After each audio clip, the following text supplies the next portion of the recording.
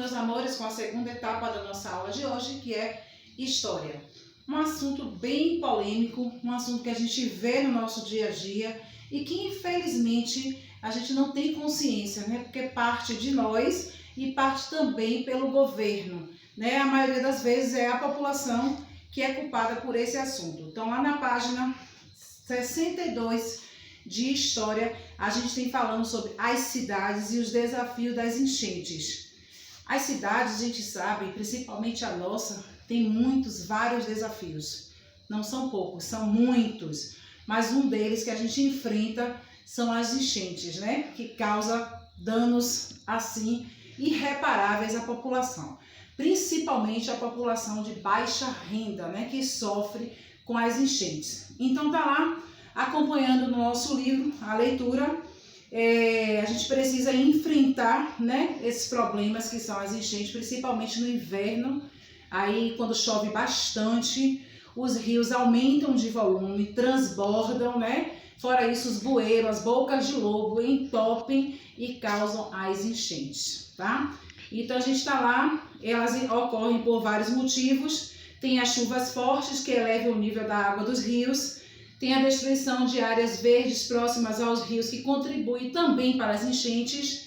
Temos também as ruas asfaltadas, impedem que a água da chuva penetre no solo, sendo direcionada para os bueiros e galerias de água, ou seja, quando estão entupidos, é o que ocorre, as enchentes, as inundações, né? Invadem casas, destroem tudo parcialmente. Os bueiros e as galerias de água entupidos fazem a água transbordar e alagar as ruas, principalmente lá embaixo na Cidade Baixa, Ribeira, Bonfim. Quando tem essa época de chuva é impossível, as pessoas praticamente nem saem das suas casas, fora que perdem tudo, mas tudo mesmo, que a água sobe em um nível desesperador. Então as pessoas ficam em tempo de pânico. E com isso tudo cresce o número de insetos, como a dengue, a tal dengue que a gente já ouviu falar, a gente vai chegar lá, tá? Mas a gente pode, o que a gente pode fazer para prevenir as enchentes? A gente pode deixar de jogar lixo no meio da rua, para não entupir os bueiros, as bocas de lobo. A gente pode guardar esse lixo para um determinado local, quando vê uma lixeira jogar. Os governantes têm que varrer as ruas diariamente, catar o lixo, jogar no local adequado. Lá na página 63 está lá, dizendo bonitinho que a prefeitura ela deve varrer as ruas e avenidas, coletar lixo regularmente, conservar galerias e bueiros limpos. Cabe aos moradores acompanhar a execução desse trabalho, mas também cabe aos moradores de não jogar lixo no meio da rua. Não é só do governo que deve vir esse trabalho também tem que ser nosso, já que a gente mora nesse espaço, a gente reside nesse local, tá? E nunca devemos jogar lixo nas ruas nem descartar objetos em terrenos desocupados. Ah, mas eu vi um terreno que não tem nada, tá limpo lá o chão, eu posso jogar lá? Não, você não pode jogar lá, porque lá não tem coleta seletiva de lixo, lá não tem um coletor, não tem um container para você jogar esse lixo, certo? Lá não é a sua casa para você jogar o lixo. Então, se a gente partir da gente a consciência, a gente vai prevenir esse assunto que é as enchentes. Lá embaixo, na página 63, na segunda questão, tem dizendo que é para você se reunir com os colegas. Que pena que a gente não vai poder se reunir, então cada um vai fazer o seu. Eu dei sugestão lá no roteiro que fizesse na cartolina ou fizesse no papel ofício, tá? Vai construir um cartaz com sugestões de atitudes, né? Que podem ser tomadas pela prefeitura, pelos moradores da sua cidade de Salvador. Eu não estou falando de outra cidade, eu estou falando da nossa cidade de Salvador, tá? Para evitar as enchentes. Então, você pode botar sugestões, colar gravuras, fazer um cartaz bem legal. Ah, mas a minha mãe não pode ir comprar cartolina por causa da pandemia. Cola 2 ou 4 folhinhas de papel ofício, faz um cartaz bem legal, bem colorido, tá certo?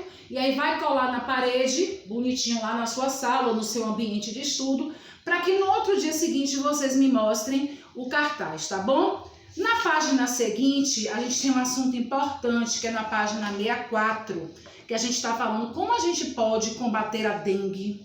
Lembra que a gente conhece esse bichinho como a Aedes aegypti? Ele pode trazer a zika, a chikungunya e a dengue. E muitas vezes leva até a morte. Isso é sério. Eu coloquei lá no nosso roteiro um videozinho, vocês vão gostar, tá? Falando sobre a dengue, falando sobre a enchente, tá? Vocês vão amar. Eu reduzi lá bastante e é bastante explicativo, vocês vão internalizar e vão entender. Tá lá tudo bonitinho, vocês fazem a leitura, como é que a gente pode combatendo logo dentro da nossa casa, da nossa residência. Se a gente começar dentro das nossas casas, a gente já vai cortando o mal pela raiz. No finalzinho da leitura, tá lá na página 65, eu tenho dizendo assim, que é pra gente fazer, né? Lá na primeira fase, para criar um folheto com informações. Não são vários folhetos, eu quero um folheto para cada um.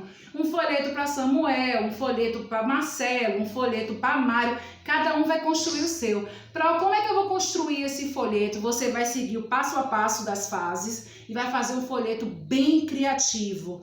Na folha de papel ofício. Se eu quiser fazer em uma outra folha, pode, é uma criatividade sua. Agora sejam bastante criativos, pintem, tá lá, sigam passo a passo, tá? Com as informações do Aedes aegypti, como forma de proliferação do mosquito e dicas como acabar com esses criadouros. Existem várias dicas para a gente acabar com esses criadouros de mosquito da dengue. Primeiramente, tirar a água do pneu. Certo? Vasilhames de cabeça para baixo, garrafas e assim sucessivamente que vocês vão fazer e eu tenho certeza. Pra gente encerrar, eu nem iniciei com meu bom dia, ninguém sentiu falta, não foi? Meu bom dia, bem grandão, bem gostoso, ó, com aquele abraço bem apertado, que Deus abençoe o nosso dia 30, eu vou ficar com saudade, mas dia 31, eu tô de volta com muito amor e carinho. Um beijo, façam as atividades, eu amo vocês!